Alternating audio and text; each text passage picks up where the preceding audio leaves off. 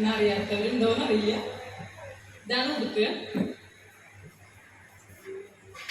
ഇത് നമ്മൾ ഈ ഉള്ളിലത്തെ ഇത് കുറ്റി എന്ന് പറയും. അത് സാധാരണയായിട്ട്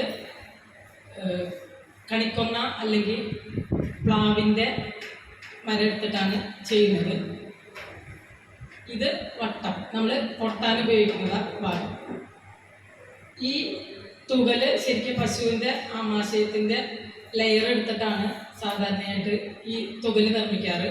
ഇപ്പോൾ അത് കിട്ടാൻ എളുപ്പമില്ലാത്തതുകൊണ്ട് ഫൈബറിൻ്റെയാണ് ഇപ്പോൾ ചെയ്യുന്നത്. ഈ ഭാഗം അലമ്പ എന്നാണ് പറയുന്നത്. ഇതാണ് ശബ്ദം ക്രമീകരിക്കുന്നത്. ഈ ഈറ്റയുടെ എതിർത്തിട്ടാണ് ഇത് ചെയ്യുന്നത്. പിന്നെ ഇതാണ് കച്ച.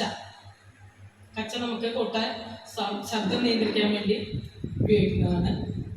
ഇത് ഭംഗിക്ക് വെച്ചിട്ടുള്ളതാണ്. ഇത്രയാണ് ഉടുക്കിനെ കുറിച്ച് ചെറിയൊരു വിവരണമുള്ളത്. ഇനി ഞാനൊരു 4 വരി. ഇത് സാധാരണയായിട്ട് മെയിൻ പാട്ടുകാർ പാടിക്കൊടുക്കും. അതിനുശേഷം മറ്റുള്ളവർ കോറസ് പാടുകയാണ് ചെയ്യുക. ഒരു വരി 2 പ്രാവശ്യം പാടിക്കൊടുത്തു കഴിഞ്ഞാൽ കോറസ് അവർ ഏറ്റുപാടും.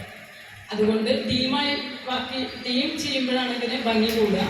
ഞാൻ നിങ്ങൾക്ക് ഒരു ഡെമോയ്ക്ക് വേണ്ടിയിട്ട് ഒരു 4 വരി പാടാം.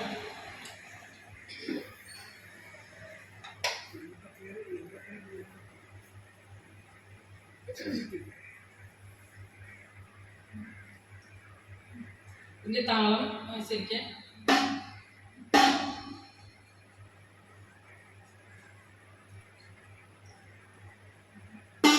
ഈ കച്ച നോക്കുമ്പോൾ ശബ്ദത്തിന് വ്യത്യാസമുണ്ട്.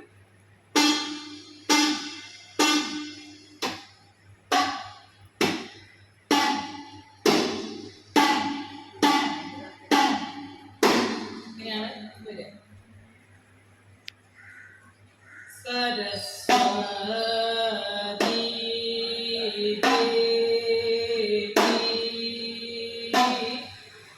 തൻ്റെ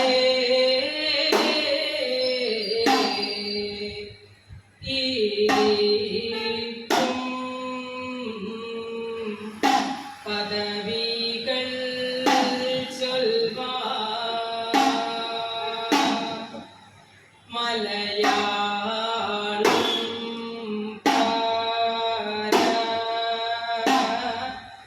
ദേശം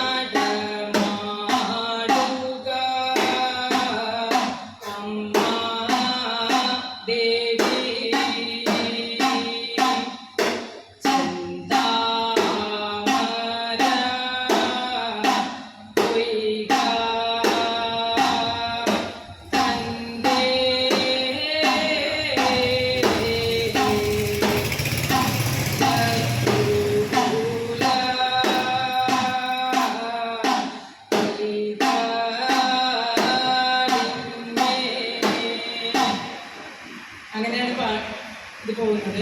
നമുക്ക് ഒറ്റയ്ക്കായതുകൊണ്ട് ഇത്തിരി ബുദ്ധിമുട്ടുണ്ട് ചെയ്യാൻ. കാരണം നമുക്ക് കോറസ് ആയിട്ട് പാടുമ്പോഴാണ് നമുക്ക് റിലാക്സേഷൻ കിട്ടുക. അപ്പോൾ അതുകൊണ്ട് ഇത്രയും ഞാൻ നിങ്ങൾക്ക് വേണ്ടി ചെയ്യുന്നുണ്ട്.